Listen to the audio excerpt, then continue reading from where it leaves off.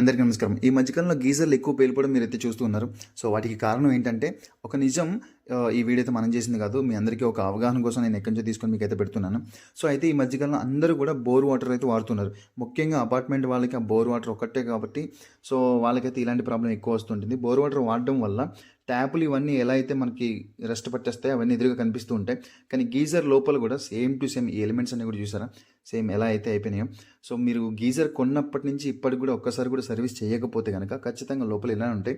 వీటికి కొన్ని సింప్టమ్స్ కూడా ఉంటాయి. అది మీకు ఎలా చెప్పాలంటే నీళ్లు స్లోగా రావడం, లేకపోతే బాడీ షార్టేజ్ రావడం, అంటే లైట్‌గా కరెంట్ షాక్ కొట్టడం. సో, ఇవన్నీ గాకుండా హీట్ అవ్వడానికి చాలా ఎక్కువ టైం పట్టడం, లేకపోతే కరెంట్ బిల్లు మీరు ఎక్స్‌పెక్ట్ చేయనంత కరెంట్ బిల్ కూడా ఎక్కువ రావడం. సో, వీటన్నిటికి కూడా మాక్సిమం ఇదొకటే కారణం అవుతుంది.